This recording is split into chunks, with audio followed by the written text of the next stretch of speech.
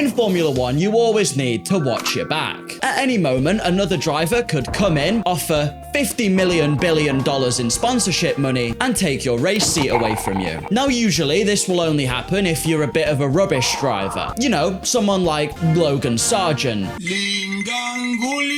who, despite what the comments might tell you, was not a 55-time world champion with 6,000 race wins. But instead, he forgot what a kilometer was and just occasionally exploded the car he was driving. Just for a bit of a laugh, really. Don't get me wrong, it's not always the bad drivers that get dropped for someone else. The perfect example is Carlos Sainz, who was on top level in Ferrari in 2024, but Lewis Hamilton being Lewis Hamilton, and Ferrari signing him being worth about $100 million in stock value, meant that Ferrari very quickly stopped caring about how Sainz was doing on track when they got the opportunity to sign Lewis instead. Lewis Howard Hamlin Ferrari. I love how they signed Lewis just for him to stand in every single interview and moan about how he can't drive the car. But today, I'm not going to be going through those drivers. I'm going to be going through the drivers that I think at the end of this year might not be left with a race seat in Formula One. Most likely, there's just better people to replace them, but some of them may surprise you. We'll start where my last video actually kind of left off. If you've not seen it, it's about the absolute clusterfuck that is going on at the Red Bull Racing F1 team. And the man who so far, I believe, is responsible for every single driver change of the season, Liam Lawson. But firstly, if you want to secure your place in Formula One, make sure you hit the subscribe button. Warning, it may not actually secure your place in Formula One. And quickly, whilst I am being the yapper, I do actually want to really say thank you to the people who help support the channel members. You guys are absolute legends. Thank you so much. It really does go a long way. And of course, you can become one too from just the 99p a month. Okay, I've said all of that, trying to avoid talking about the inevitable Red Bull situation because it's been playing on my mind far too much recently. I cannot avoid it any longer. Here we go. Liam Lawson made quite a big impression when he first came in and did an F1. He was actually driving pretty well in terribly rainy conditions with basically no practice. Then he went on to knock out Max Verstappen in Q2 in Singapore, and then after that he did basically nothing else of note. Flipped off Sergio Perez. That was quite funny. But the thing is, those results kind of made us, the viewers, and Red Bull think that Liam Lawson was something special. Maybe someone who could truly take a bit of a fight to Max. So they gave Liam the call up to Red Bull. We are going to ruin your life. And that was when we realized he wasn't here to win races and not make friends. He was just here to not make friends. And so if you've been keeping up with Formula One, if you've not sure why you're watching this video, but hello, please enjoy our sport. After the Chinese Grand Prix, which was round 2, he was swapped out with Yuki Tsunoda. Now, since the swap, Liam Lawson has actually been pretty much flying under everybody's radar. I've not seen many people talking about him. That's mostly because all of the eyes are on Checo Perez Part 3. You know, all of the F1 TikTok accounts have to rush to screen record his latest crash and then put Yuki Tsunoda and a funny audio over the top. But I, as a keen-eyed Formula One viewer, have been keeping my eye on Liam, as he's been demoted down to the Visa Bollocks Minardi car. And all I've got to say is that Isaac Monsieur Hadjar, well, he's been showing up Liam a little bit. Hadjar has been consistently out-qualifying Liam. In all fairness, he did have a bit of motivation to go faster in Japan when his balls were getting squashed. I'm pretty sure that would make me want to get around the circuit a bit quicker and get in the garage. But what these better performances in quali and therefore the race have led to is Hadjar being on a solid 5 points and Liam being on 0, despite being in one of the top 3 teams in the start of the season. As of recording, this does actually make Hadjar the lead Red Bull driver behind Max, and he's the only one that hasn't driven in the main team. Also, that's because in Saudi, Perez had a little oopsie-doopsie moment with Gasly. And I've just realized I just called Yuki Perez because it feels like he never left, honestly. He's still here in our hearts. But why does this mean Liam could be under threat? Well, that's actually quite simple. Red Bull have given Liam Lawson an opportunity. Like, sure, he didn't perform well in the main team, but everybody and their nan knows how hard it is to drive that Red Bull car. And so therefore, they popped him back down into the rubbish team, or Red Bull sugar-free. What Liam needed to do next was become the clear team leader of the V-car. and therefore show the world that in the right car and in the right environment, he actually does have the pace and is a solid chunk ahead of Isaac Hadjar. You know, the rookie. This is actually something Pierre Gasly successfully did.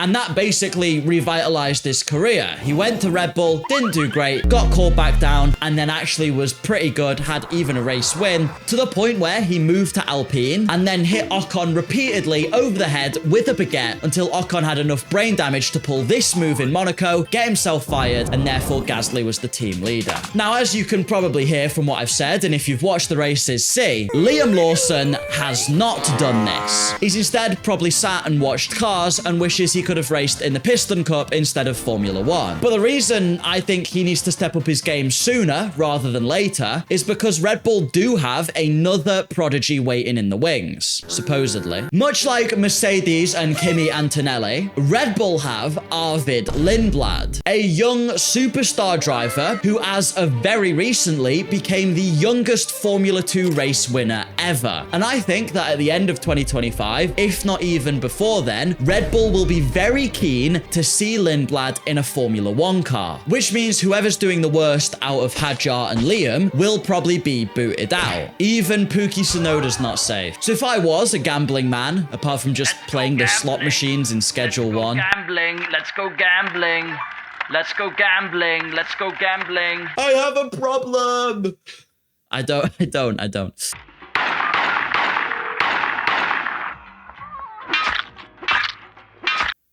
I would definitely bet my money on Lawson, at least at the moment, losing his drive by the end of the year. Rest in peace, the funny penguin hair man. Liam Lawson is not, however, the only Formula 1 driver at risk of currently losing their seat. The next driver is someone who basically every single Formula 1 YouTuber, you know when they do those videos where it's like, these are my predictions for the next season. I'm pretty sure every single F1 YouTuber said that this guy will be out of the seat before 2026 starts. I'm of course talking about Jack Doohan. Now I'm going to admit I never bothered making a prediction video because I thought about it and went, who the f actually cares what I think about who's gonna win this year? I do actually know a couple people have asked, so if enough of you beg me, I might actually do one for next year. We will see. No. I did, however, make it clear quite a few times through a few different videos that there was a very real possibility of Jack Doohan losing his race seat before 2025 finished. A lot of people were saying he wouldn't even make it past round 5 of the season, something which he now actually has done, so well done, Jack Doohan. Doohan has had some moments this year where I could probably call him Jack Doo-Doo, such as his crash in Australia or not turning off the DRS in Japan. However, in all fairness, personally, I actually respect him for trying to do Japan Turn 1 with the DRS open, because this reminds me of 1999. If you don't know, at the Belgian Grand Prix, Ricardo Zonta and Jacques Villeneuve gave each other a bet during free practice that the other couldn't take a rouge flat out. At that point, it wasn't a flat out corner. And so both of them tried to do it, and the results were this.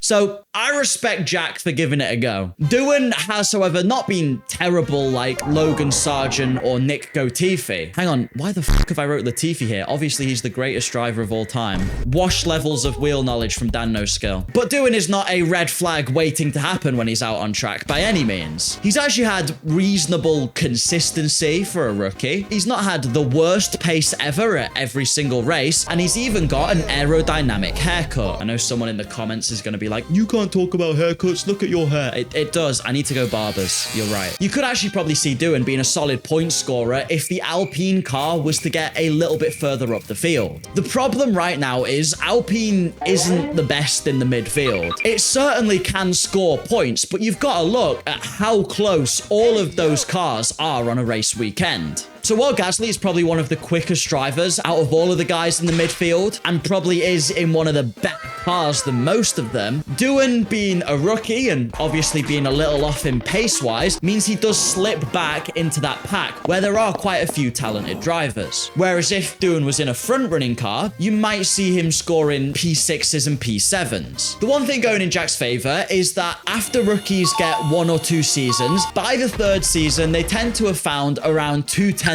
extra in the car. And looking at the times, that should see Doohan reasonably close to Gasly. But, and this is a big Valtteri Bottas but, he is going to need to score some points sooner rather than later. He can't have too many races like Jeddah, where he's fighting a Kick-Sauber and half-asleep Lance Stroll, who mid-race forgot he was actually in a Formula 1 car and thought he was just driving to the shops. Especially not when his teammate Gasly was far enough up the grid to have a crash with a Red Bull car. In all fairness, the Red Bull car in question was Yuki Perez Noda. But Dan no skill, you ask, with joy and wonder in your eyes. Why is Doohan at risk of losing his seat when, I don't know, Bortoleto is at the same pace? Ignorant fool! Stupid moron! The childlike joy fades away from your eyes.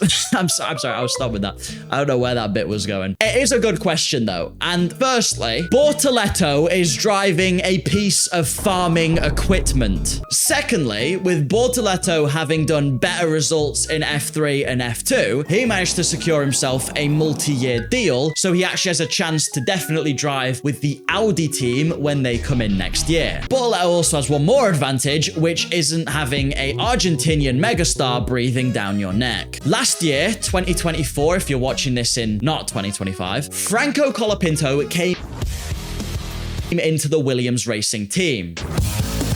This was to help wipe up the tears of the mechanics after having to deal with Logan Sargent, and also he drove the Formula 1 car. At first, this really did work for Williams. Franco was immediately a hell of a lot closer to Albon than Albon's past 2 teammates ever were, and he even scored a very solid amount of points that Williams at the time really kind of needed. I believe Franco then did have a go of a Ouija board, accidentally summoned Logan Sargent and got possessed by him, because he would take part in making the Williams mechanics' lives be absolutely shit and change their job title from mechanic to Lego builder as they had to rebuild the car every single weekend. I believe Franco himself actually admitted that had he not had the Las Vegas crash, quite a big mistake, he only had himself to blame, and where I may have called him Colapinto once. But had he not had that, he probably would have found himself in the Red Bull Junior team for 2025. Nevertheless, the general public consensus was that Colapinto, despite his couple of Logan Sargent moments, was a pretty good hotshot driver who deserved a chance in Formula 1 properly. Plus, within about 2 laps of his first ever practice session, he weaponized the entire country of Argentina to all become #1 Franco Colapinto superfans, which also gave him a huge marketability and a couple big sponsors. This meant that everyone's favorite race fixer and currently the helmet Marco of Alpine, Flavio Briatore, snapped him up and put him in as a reserve driver, ready to sub in for Jack Doohan at a moment's notice. And also, so F1 could do that thing where every time Jack Doohan makes a tiny mistake, they pan the camera to Colapinto in the garage looking menacing. You can probably now see why if Mr. Doodoo wants to keep his DRS open anymore during 2025, he puts his race seat in jeopardy. There is one other driver I believe could potentially lose their race seat soon, and this one may come as a bit of a surprise. But I think, despite being bankrolled by Daddy's Cash for ages and ages, he could potentially lose his seat, if not this year, in the very near future. Lance Stroll. He began this year with the best start to a season he's ever had. In the first 2 rounds, scoring more points than he's ever scored before in the first 2 races of an F1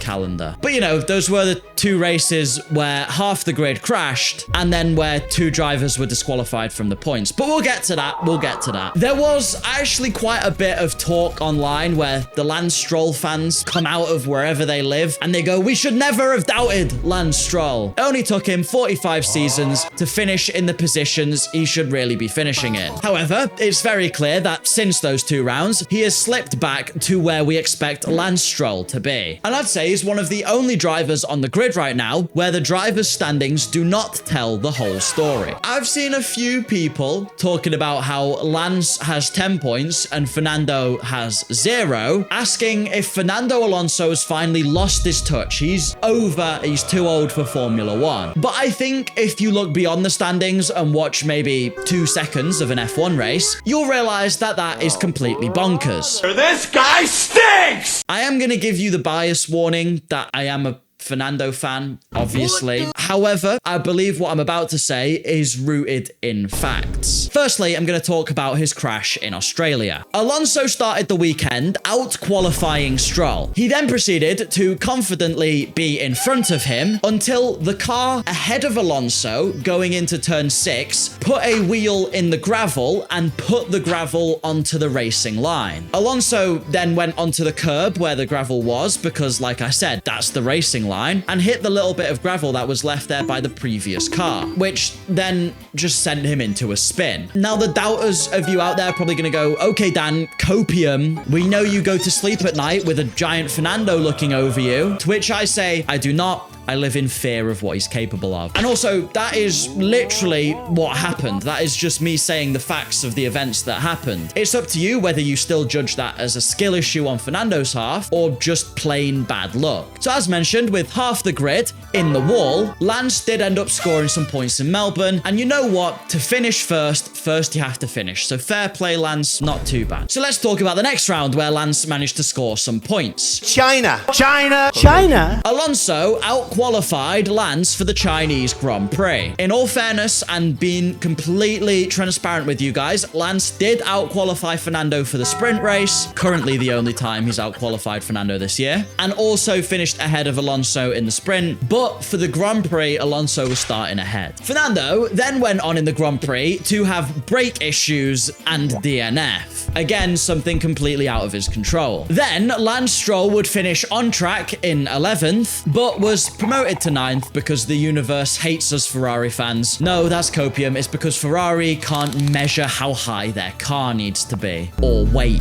Just as lost as you guys on that one. Again, another mega drive from Lance to really show Fernando who's boss. Especially as, since then, he's definitely not gone back to his old ways of being out in Q1 and driving around, probably talking to whoever's in the Sauber and making no impact on the Grand Prix whatsoever. You know, aside from maybe leaving us wondering if he'll have a crash and bring out a red flag or something. So with that out of the way, and I apologize, that was a bit of a yap, but I just really needed to get that off my chest that I think Lance still hasn't been performing great and still is at risk of losing a seat. Because this now leads into why he may finally actually lose that seat. It has been no secret that in order to raise funds for Aston Martin, they have been selling stocks in the business. Which, if you don't know how stocks works, basically the more stocks you own, the more control you have. So with Aston Martin selling them, Lawrence Stroll gets less control.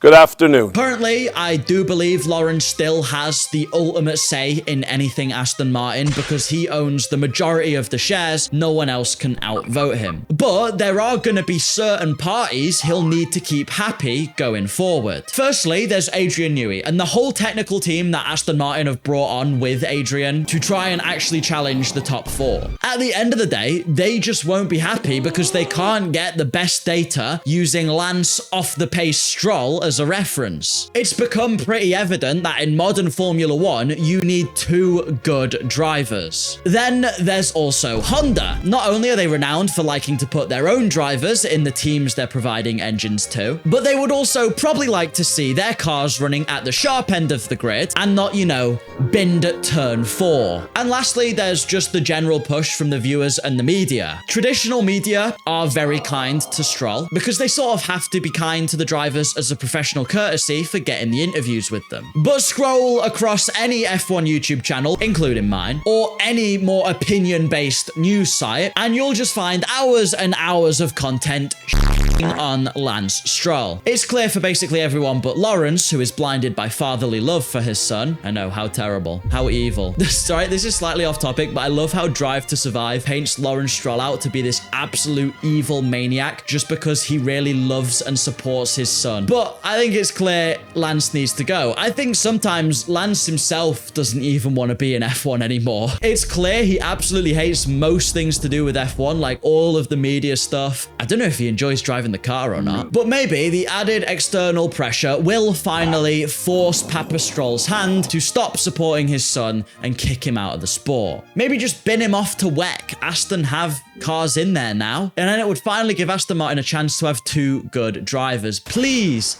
can this happen? Those are just my thoughts though on who might be the next drivers to go on Formula 1. Please make sure you subscribe quickly before this video ages like milk and Jack Doohan goes on to be an 8-time world champion with Alpine. Big thanks again to the channel members. Your guys' support really does mean a lot, so I'm just going to say it again. Massive thank you. Really do appreciate all of these who you can see on the screen right now. Maybe check out this next video. Have a good one and goodbye.